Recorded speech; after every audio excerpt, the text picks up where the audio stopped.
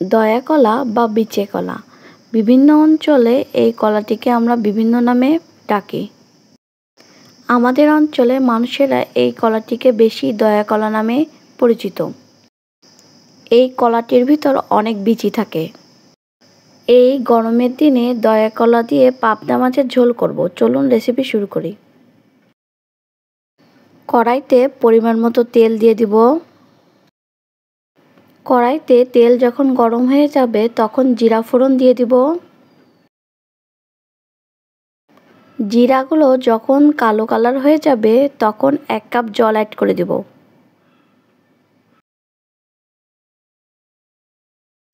প্রথমে 1 চামচ জিরা ধনে গুঁড়া দিয়ে দিব, পরে আবারও 1 চামচ জিরা ধনে গুঁড়া দিয়ে দিব। 1 চামচ হলুদের গুঁড়া দিয়ে দিব। 1 চামচ লবণ দিয়ে দিব। এই রান্নাটি অনেকে আবার জিরা বা সরিষা বেটে রান্না করে।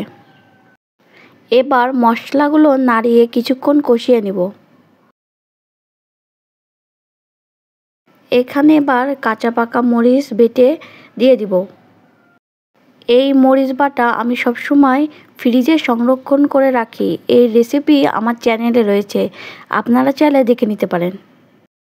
এবার মরিচ বাটা দেওয়ার পর কিছুক্ষণ কষিয়ে নিতে হবে।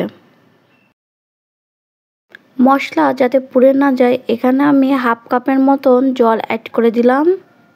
আবারও মশলাগুলো নাড়িয়ে কিছুক্ষণ কষিয়ে নিব। মশলার উপর থেকে যখন তেল উঠে আসবে তখন বুঝতে হবে আমার মশলা কষানো হয়ে গেছে। তারপর 1 কাপ জল অ্যাড করে দেব, তারপর একটু নাড়িয়ে নিব। এখানে আমি আগের থেকে দয়া কলা বা বিচে কলা পরিষ্কার করে রেখেছিলাম। এখানে আমি আলু আর দয়া কলা দিয়ে দিব। এটিকে কিছুক্ষণ নাড়িয়ে রান্না করে নিব।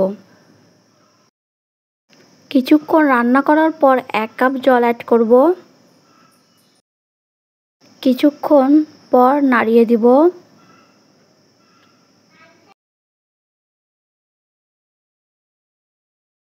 এরপর ভেজে রাখা পাবদা মাছ দিয়ে দিব। এই পাবদা মাছগুলো শুধু লবণ হলুদ মাখিয়ে আমি ভেজে নিয়েছি। এবার একটু নাড়িয়ে নিয়ে 10 থেকে 15 মিনিটের জন্য রেখে দেব রান্না হওয়ার জন্য। এখানে আমার রান্নাটি হয়ে গেছে। এই রেসিপিটি যদি ভালো লাগে অবশ্যই বাড়িতে ট্রাই করবেন। সবাই ভালো থাকবেন। Bye bye.